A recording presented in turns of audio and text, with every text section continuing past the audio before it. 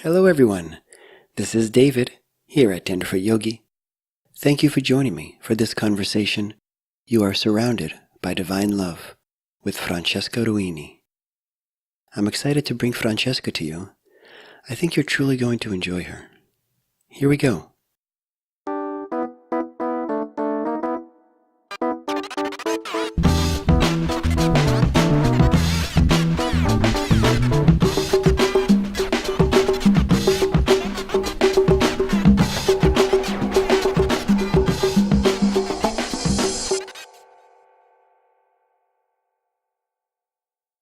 All right. Thanks again for joining me. So here this week, I have another conversation for you. You are about to be introduced to one of the most kind and gentle souls I have ever had the pleasure of speaking with.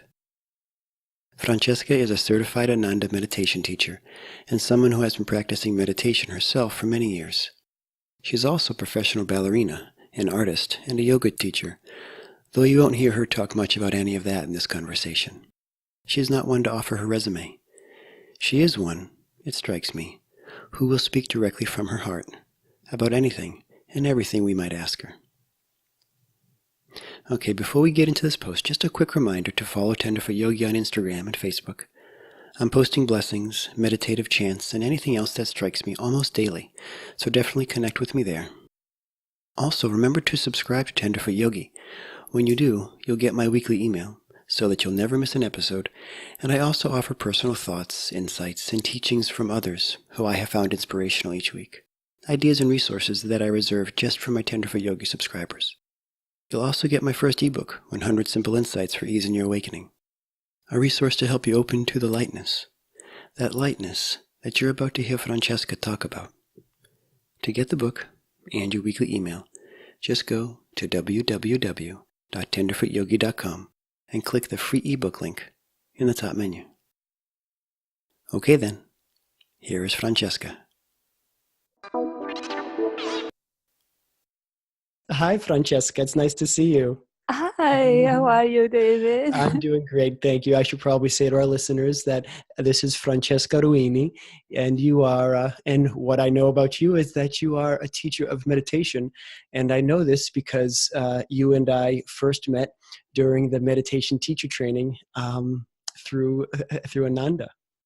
Exactly. And I just want to thank you for agreeing to be on the Tenderfoot Yogi podcast here. I'm so excited to talk with you. Oh, my pleasure. Thank you, David. So I guess, well, let's start with that. Let's start with you. You decided to become certified to teach meditation. Yes. Can you just can you tell me how that happened? How that happened? Yeah, I've been into yoga and meditation since pretty much like my teenage years, and my mom used to be a yoga teacher, so I grew up in a pretty spiritual environment, and I was naturally interested in go deeper into my heart and discover more peace and inner freedom.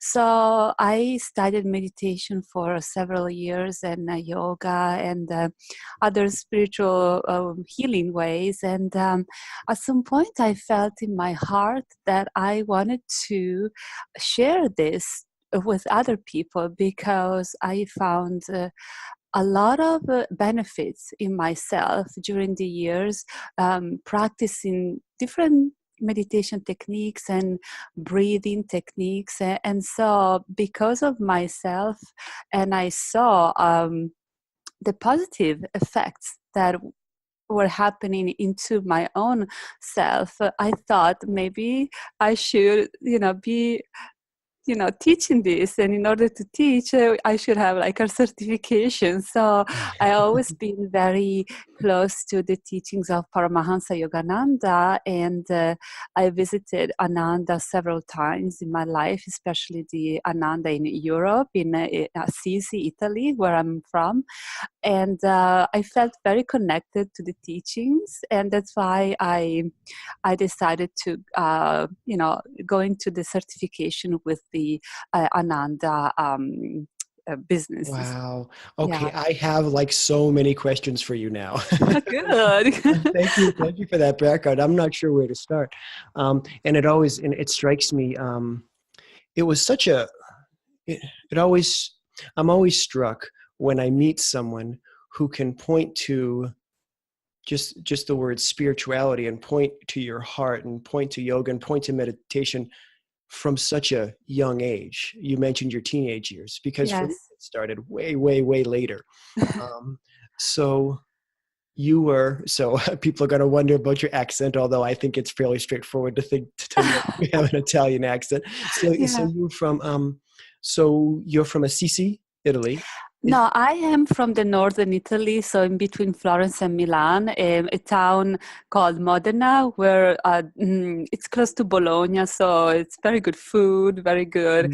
mm, People are very happy and joyful. Italian people are very emotional and things like that. So I'm a little bit more in the north area, and to reach Assisi, it's probably 3 to 4 hours driving, where the Ananda community oh, right. Okay. Gotcha. is situated, which is the main center in Europe. So lots of people from everywhere in Europe go and visit that spiritual center because of the teachings, and they stay, they have retreats, they take kriya certificate, Kriya or they yoga. get certifications and things like that. So it's a very beautiful place to go.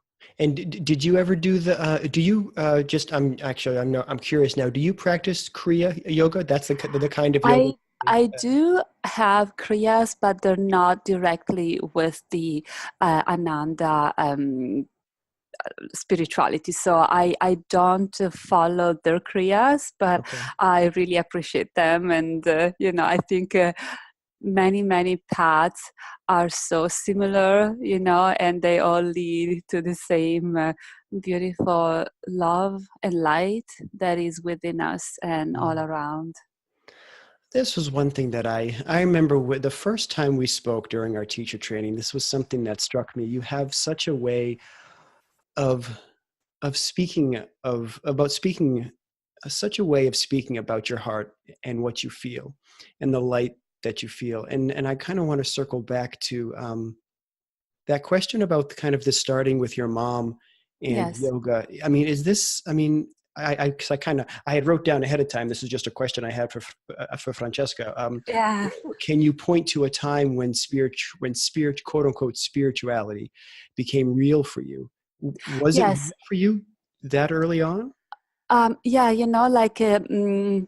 it really happened because when I was about 15 years old, unfortunately, I lost my dad suddenly. And so Mm. that was a shock, obviously. It was very, very hard for me and for my family to all of a sudden be, without a father and a daddy. And so my heart began to really dig for what is the purpose of life? Why am I here? Why these things happen? And I felt such an empty space inside my heart, and um, I couldn't really relate to regular religions. I grew up being Catholic, and I Mhm. really, really loved, the message of becoming, more enlightened and good, and follow a spiritual path. But I couldn't really relate deeply, because inside of me, I always felt the need to go into a deep place in my heart and experience fullness through silence. And when I saw my mom starting yoga and meditation, and I saw the big changes that were happening in her, due to really getting more in touch with her own heart, and accepting who she is, and realizing that she's a divine being with immense power. I saw such beautiful transformation in her that I was naturally caught to follow that path of light. And so I asked my mom, I was almost 17 years old, and I said, Mom, can I come to class, yoga classes and meditation, because I really want to try. And she was, I don't know, because all the other people are, my age, 40, 50, you would be the only young. So let me ask the teacher if that's possible. And at that time, in Italy, it was not very common to do yoga meditation. Nowadays it's like very common and accepted, but more than 20 years ago, it was something completely strange, and at least in my country. And so I got accepted anyway to follow the class. So I never left. The moment I stepped into the yoga meditation class, I felt home. I felt like all these people there were like my soul family, my friends, because they were all consciously trying to find a deeper meaning in life and trying to open their hearts to love and light. And I never let go, life takes you into ups and downs and bumps, of course, because we are human beings. And but that has always been there, always for me, a door to the best that I can be. I know when I sit and meditate and I feel more peaceful, I can bring that peace to the people around me, to my job, to the kids I'm teaching, because I also am a teacher during the day. And so I think that when we work on ourselves and in ourselves, we naturally can improve the energy of other people because we improve our quality of energy. How do you feel about that that idea whereby I remember way back when I was considering, how I had myself started to recognize this gift of meditation, the gift of this piece, and I was considering starting to want to share it.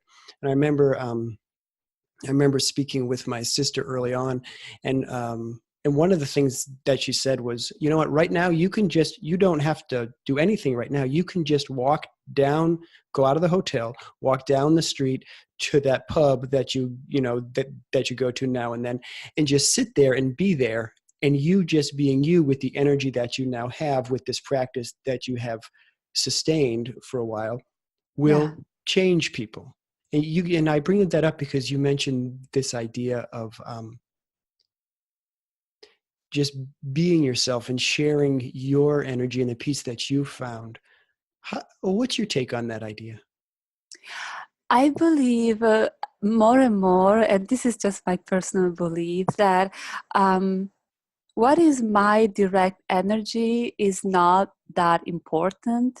It is how open can we challenge divine energy of light through us. And so when you're receiving, this in meditation, bliss or peace or a divine love expansion into your heart, I don't think it's belonging to us as like human beings with the ego and all our limitations. Is much more like us opening up like beautiful flowers to the light that pours everywhere, because love and light are everywhere. And so we are able to become channels for this higher energy which is ever present. And if I can share something, lately I had during the day, I was just doing my things, my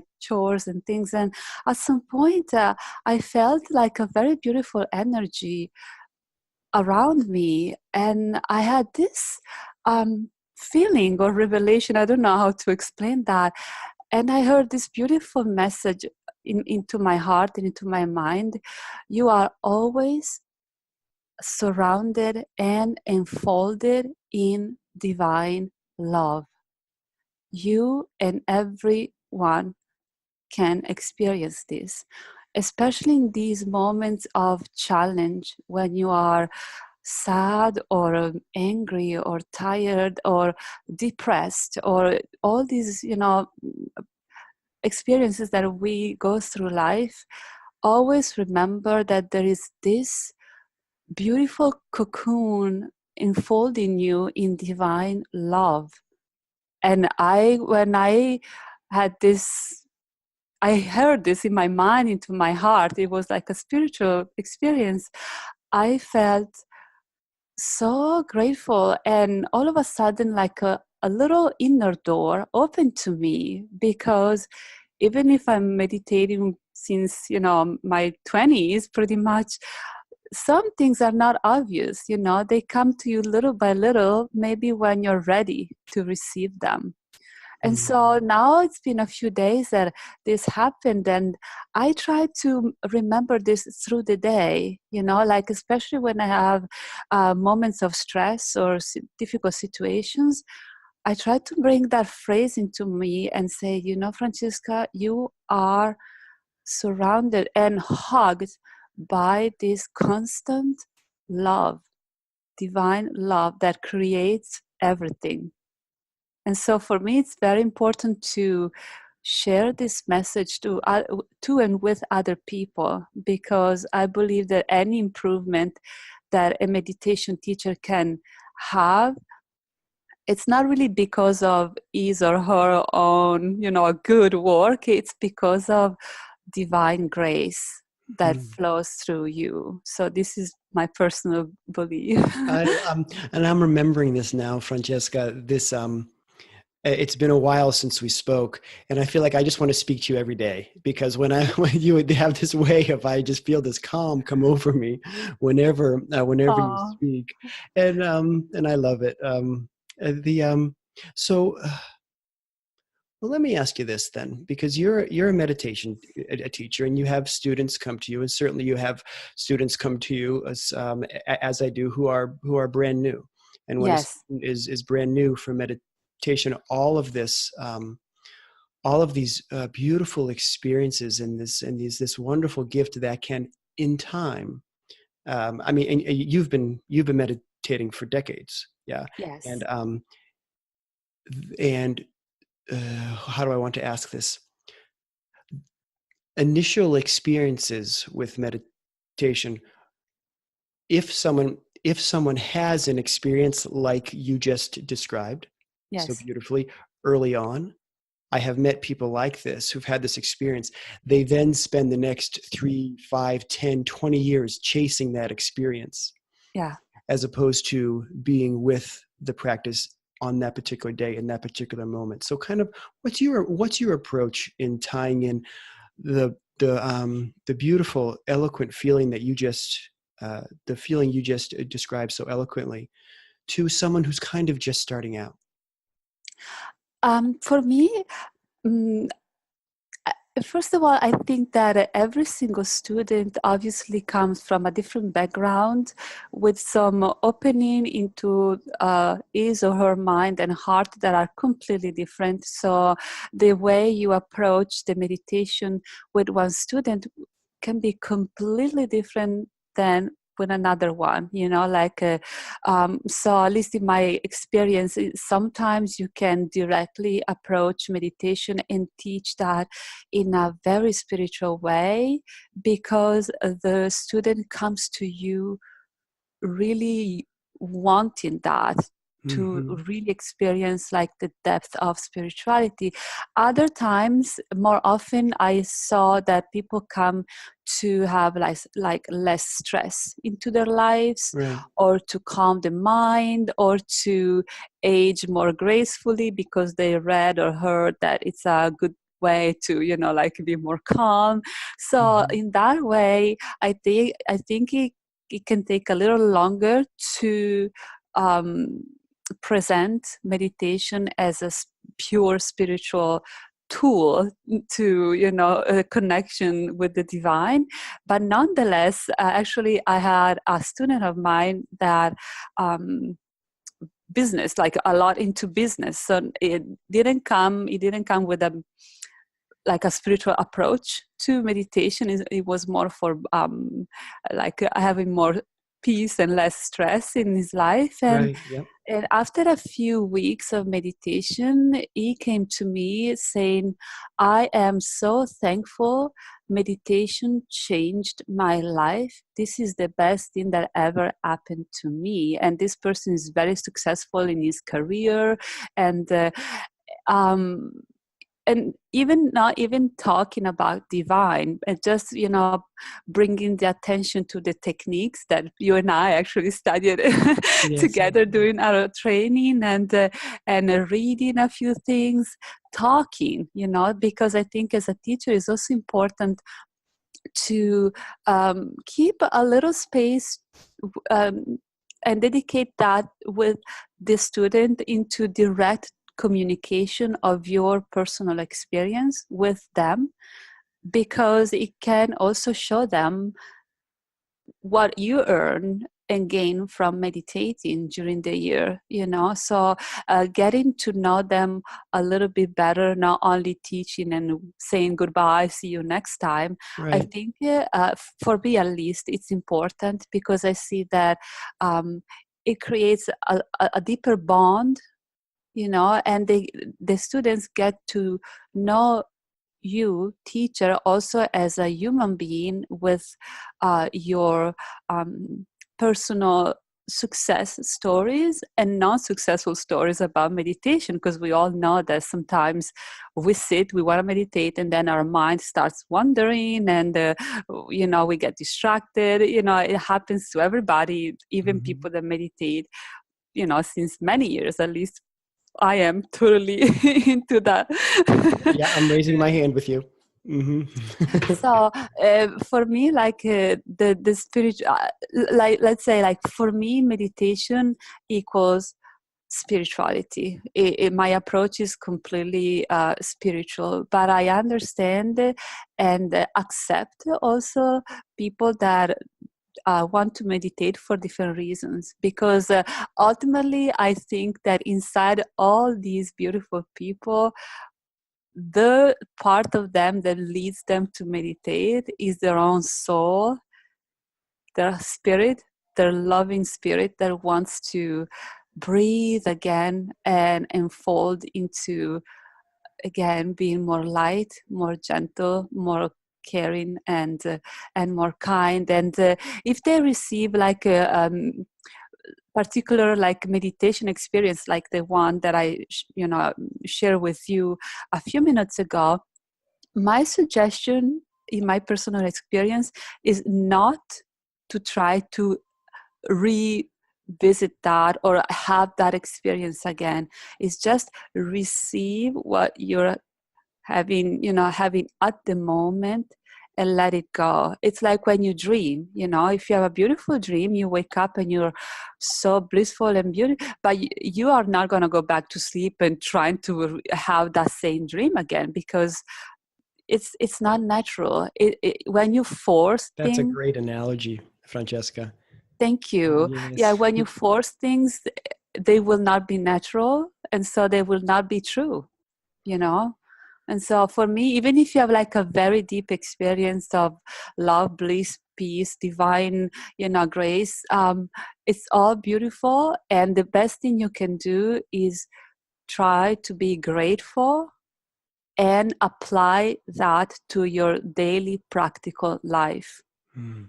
So how good you go, how much love you can share with other people, how much peace, wisdom, kindness. For me, it's like that. Mm. I wonder if you find yourself saying similar things um, at the beginning. It's interesting how our conversation has kind of shifted toward beginners, people just starting out with meditation, and I think that's good, because I do think that there are a significant number of listeners out there to this podcast who are new to meditation, or who haven't even started and are just kind of considering it, and certainly Yeah. folks who've been doing it for a while as well. But a word struck me when you were mentioning the fellow who came to you recently, who you Yes. started teaching, Yeah. and then a few weeks later has said, has said, this has changed my life, sort of thing. And the word that came to me, and I wonder what your take on this is, was honeymoon stage. And I bring this back, and this is kind of what I guess this is kind of what I tend to do in my teaching, is I just kind of relate, not too much, I hope, but just relate personal stories in the Yes. sense that I can absolutely relate to when I first started meditating. I think I was like most people, and maybe kind of um, similar to your to how your mother experienced it, where it came out of a place of need. Certainly, we have students. I'm sure you have students who come out of curiosity, but I think most people come to something that's as hard as sitting down still and doing nothing. Something as hard as that for a human being to just stop. I think in order to do something like that, it comes from a place of need. Um, so when I came to it from a place of need, and I first started, after the first week or two, I mean, my arms are up in the air. I'm saved, because it was the first time I stopped to Yeah. just notice. And I kind of think of that as the honeymoon stage, because then after that, it gets real. It gets into this is something that you do every day. And really, the payoffs are really small, cumulatively over time. Um, until it grows into this beautiful gift that we have, and then at some point you want to share it with everyone you know. um, Exactly. what's your take on that honeymoon stage? I actually experienced the same. I remember when I started, like more than 20 years ago, I had really like beautiful, deep spiritual experiences. And then, they went away and then they came back. So I believe into that stage of particular bliss.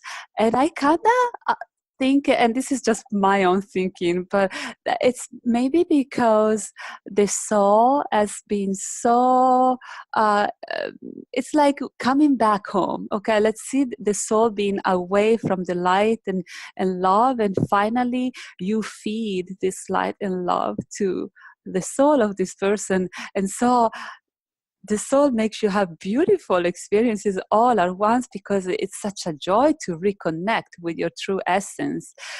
But human beings are also made of other things, which are all the let's say imperfections, the ego, all these, as you meditate, will come up to the light, because they need to be released and let go in order to increase the light in you, the joy in you, the love in you. So it's very I trained in martial arts for many years, and I truly compare meditation also as a very similar inner work as a martial artist does. Because if you train in martial art in a spiritual way, you will not fight the opponent. It's like an inner fight between you, the light, and you, the non so beautiful part of you, and trying to really improve and become the best of you. And so meditation is actually very similar, because you have to control your mind, your thoughts. And I'm not saying that it's a battle, but at some point it is, because sometimes you don't want to sit and meditate. Sometimes your body wants to move and go and do things, and your mind tricks you and say, "Oh yeah, go shopping, go this way and the other." Mhm. But then at the end, you come home and say, "Well, I would have been much more peaceful to just sit like 10, 20 minutes and meditate." Right? I don't know if this happened to you, but certainly it happened to me several times. And so I really think, yeah, you can have this initial blissful stage, but then you kind of, as you said, you need to commit to it and stick to it every day, or almost every single day, as you, and then see that little by little, it will become part of your daily life. Like, if you eat or shower, it's something that, most of the people do it daily, right? Yeah. And if you eat, it's because your body needs this type of energy to continue to survive. Meditation is the same thing for your, you can say, like your energy body, your astral body, like your spiritual body. If you do not feed light and peace to your mind, to your heart, it's like not feeding the body the proper nutritious food, and then you will feel probably not very happy and not very Absolutely. healthy.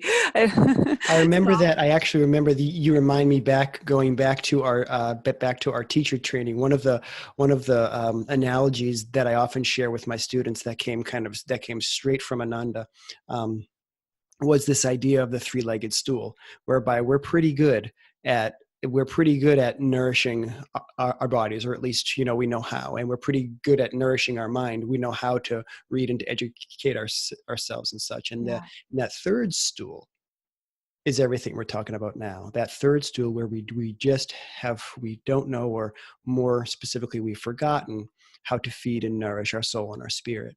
And yeah, I think that's why, and it sounds like this is kind of, you may be experiencing the same thing, even for people who come to meditation, as I did initially, which was just for some peace of mind, just yeah, for calm.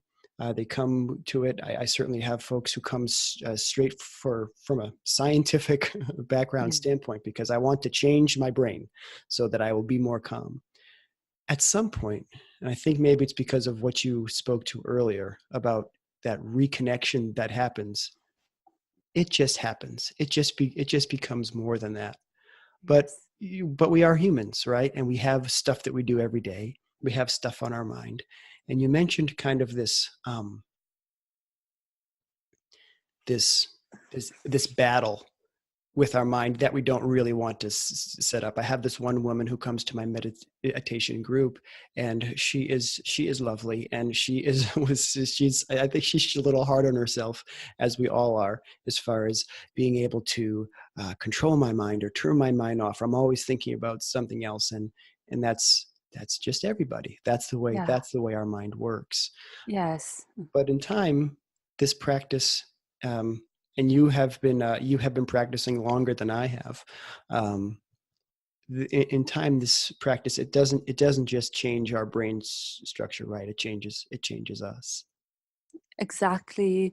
Mm. I think, there is a correlation between your mind and your heart. So I think when the mind becomes more calm naturally, it's in direct cooperation with your heart, because if your mind is peaceful and calm, your emotions and feelings will be most likely peaceful and calm.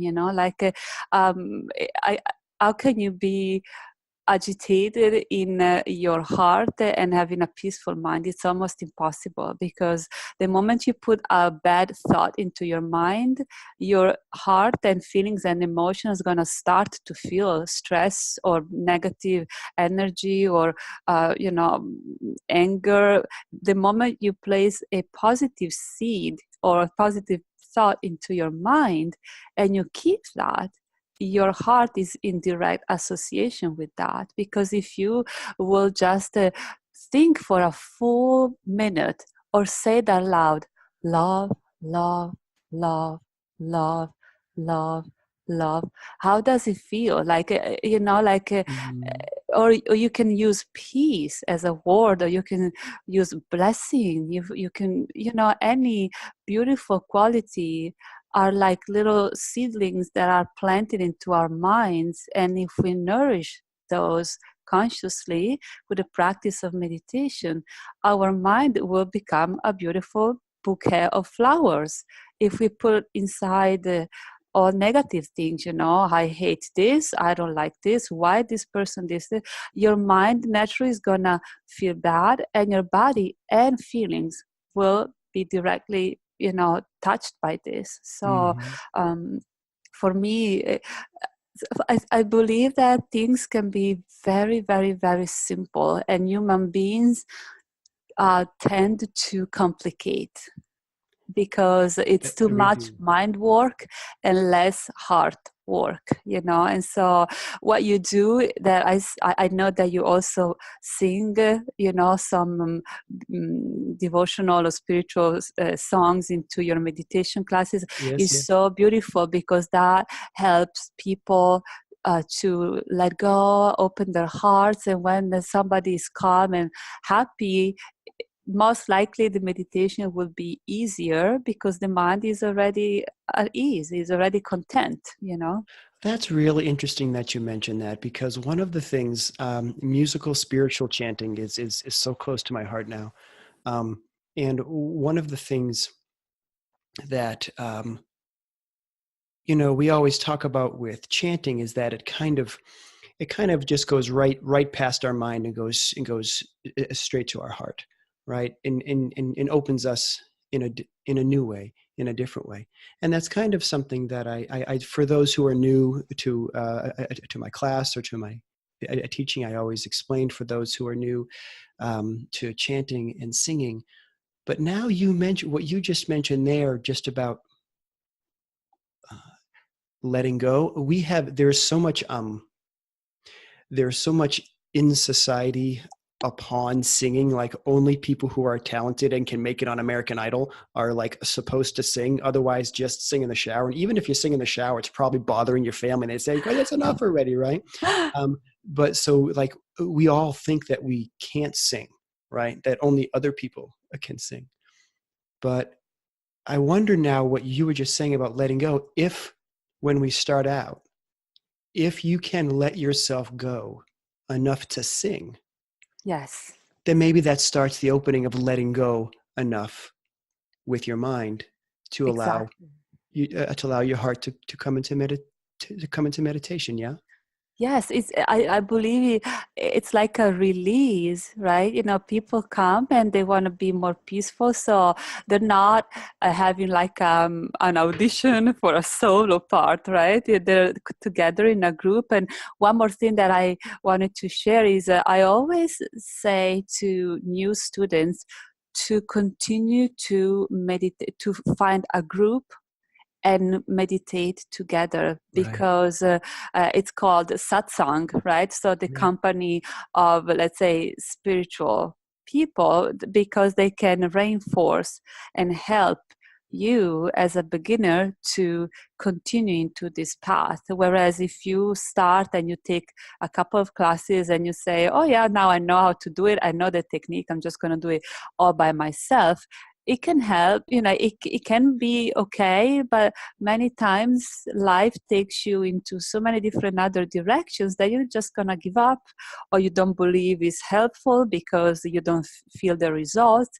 But if you meet every week, if you can, with a specific group and the teacher leading, it's much more powerful, because you have like a little checkup of where you are at and where other people are at and what they experience and they share. So I absolutely believe into the power of the group meditation instead of the single meditation. Both are beautiful, but especially for Mhm. beginners, I think it's a must to continue to share meditation with other people and a teacher leading them.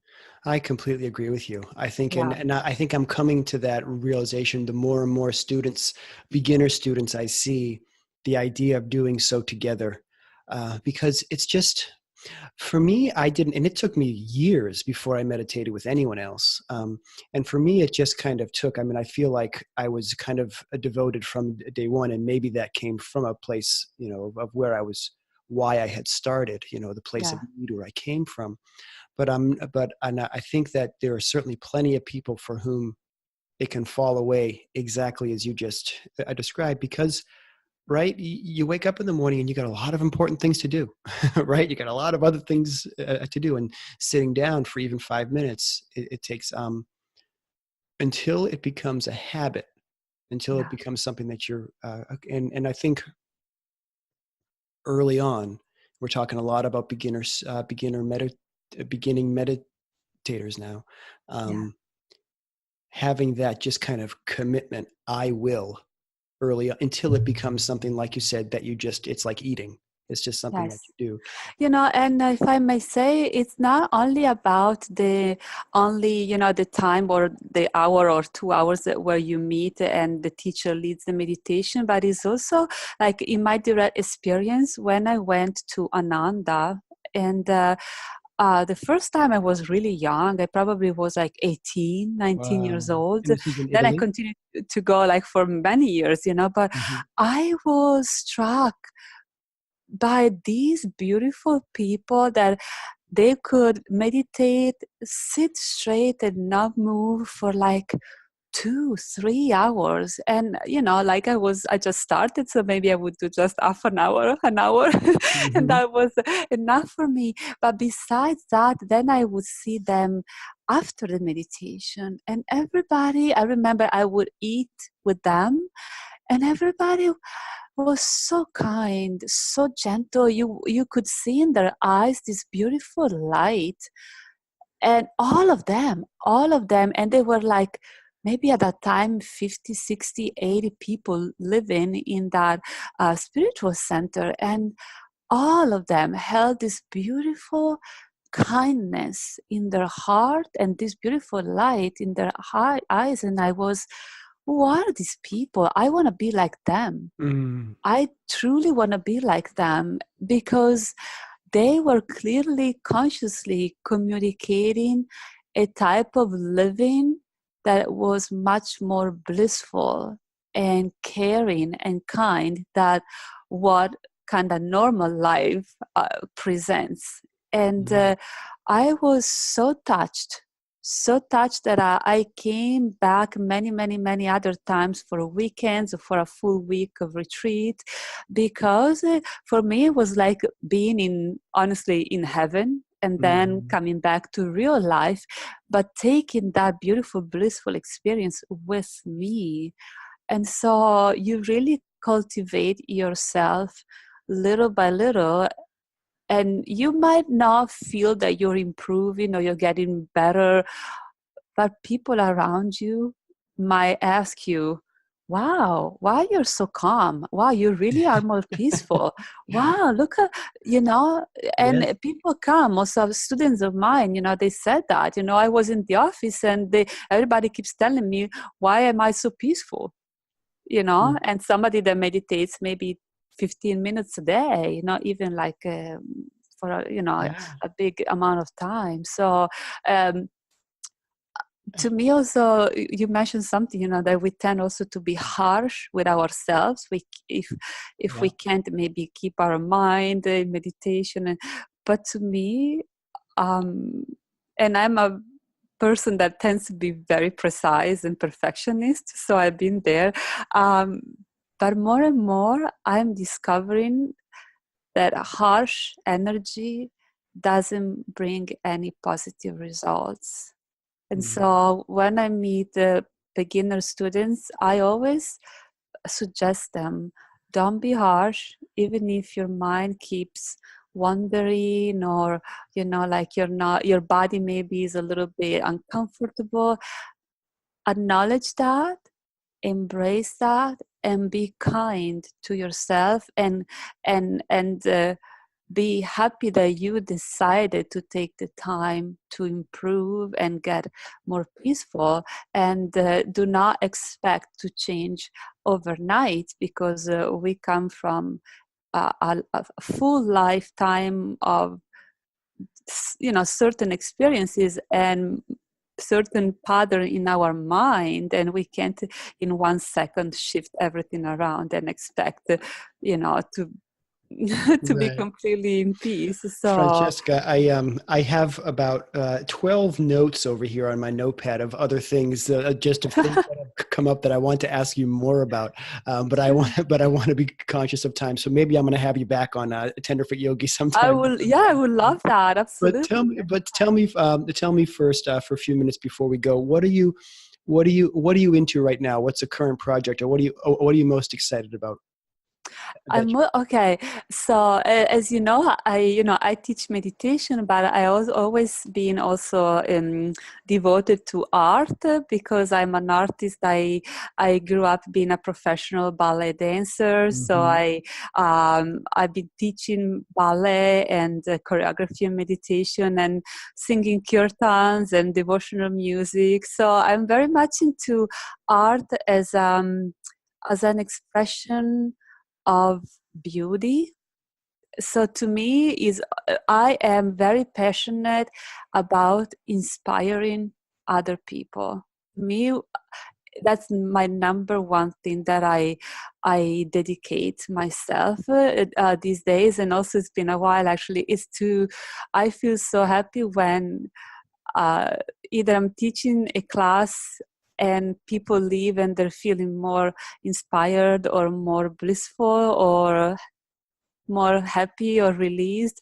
This is the most beautiful thing that I really love, like to have people feeling better and feeling more inspired and believing in themselves that they can do it, they can improve, because I truly believe that we are made of divine light, divine love, each and every single one of us. We don't need to be religious, we don't need to anything. We're just made of a super powerful loving energy that is inside every single one of us. So when we can remember that and live with that and by that and share that, I am the most happy actually. That's my first my number one thing. And I see you, and I see that, and I know you're teaching little ones. I see your choreography of the little ballerinas on Instagram. Yes, yeah, I do have a Francesca, few. where can, if people want to know more about you or have see your meditation services and such, where can they find you? Yeah, I have a website, and the website is youarelightmeditation.com, and you can check. There are some informations in there. You can book classes directly from the website, and maybe on Instagram is the same name, You Are Light Meditation. So Awesome. that would be good. Awesome. Francesca, it's so good to speak with you. Thank you so much for coming on. Thank you, David. It was wonderful. Really, you are doing a beautiful job, and I am so blessed and grateful to have met you and reconnected with you. Oh, you're so dear. Okay, thank you. Thank you so much. Don't forget, you can have a free copy of my ebook, 100 Simple Insights for Ease in Your Awakening. A few years ago, when I was first waking up, as I began to experience this new way of being, I sat down each night and constructed a lesson for myself for the day. The one thing that I learned that helped me to know that all was well, and that my path of waking up is a blessed path indeed. And now I want you to have these lessons. Heaven knows they aren't unique to me. I want your path to be easy and light, and I want you to trust your path and believe in it. So I took 100 of my lessons and put them together for you in this book. The book is free, so if you're ready, just go to www.tenderfootyogi.com and click the free ebook link in the top menu.